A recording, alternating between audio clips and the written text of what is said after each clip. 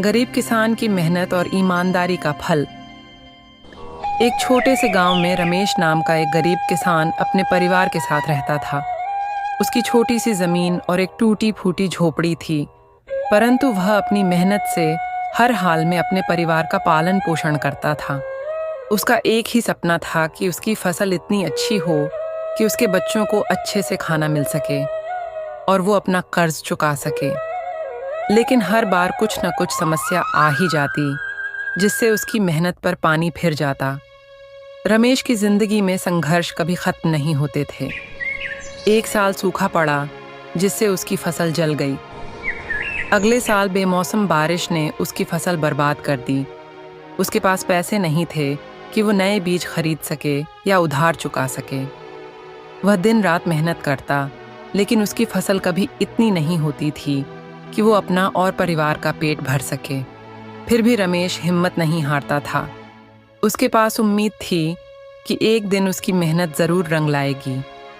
गांव के लोग रमेश का मजाक उड़ाते और कहते, इतनी मेहनत से क्या फायदा, किस्मत में जो लिखा है वही मिलेगा। लेकिन रमेश का मानना था कि मेहनत से किस्मत बदली जा सकती है।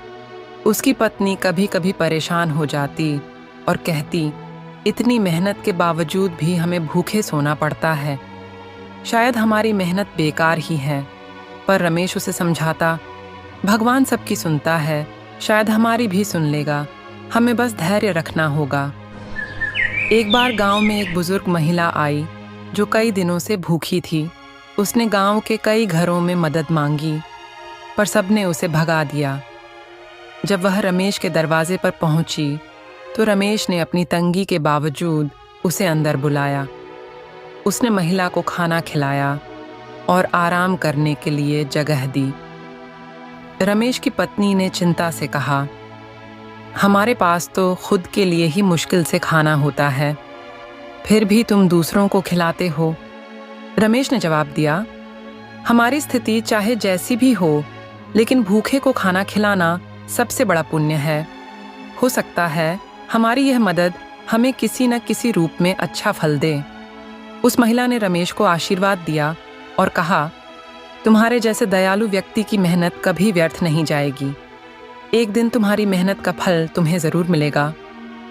महिला का आशीर्वाद सुनकर रमेश के मन में एक नई उम्मीद जागी। कुछ ही दिनों बाद गांव में एक सरकारी अधिकारी आए और उन्होंने किसानों के लिए एक नई योजना की घोषणा की। योजना में किसानों को कम ब्याज पर और मुफ्त में नए बीज दिए जा रहे थे। रमेश ने इस योजना का लाभ उठाने का फैसला किया। बीज बोए और फसल की देखभाल में दिन रात एक कर दिए। उसकी पत्नी और बच्चे भी उसकी मदद में जुट गए। इस बार मौसम भी रमेश का साथ दे रहा था। उसकी फसल हरी भरी होने लगी और उसे अच्छे पैदावार की उम्मीद थी। रमेश ने जैसे ही पहली बार अपनी पूरी फसल को खेत में लहलहाते देखा, उसकी आंखों में खुशी के आंसू आ गए। उसकी मेहनत रंग लाई और उसकी फसल इतनी अच्छी हुई कि उसने अपना कर्ज चुका दिया और कुछ पैसा बचा भी लिया। गांव के लोग उसकी तारीफ करने लगे और उसकी ईमानदारी और मेहनत की मिसाल देने लगे। अब रमेश की जिंदगी बदल चुकी थी। उसकी आर्थिक स्थिति बेहतर हो गई थी और उसके बच्चे अच्छे भोजन और कपड़ों में खुश थे। उसकी पत्नी भी अब उसके साथ हंसते हुए कहती, तुम्हारी मेहनत और दया ने ही हमें ये दिन दिखाए हैं। रमेश की सफलता की कहानी पूरे गांव में फैल गई।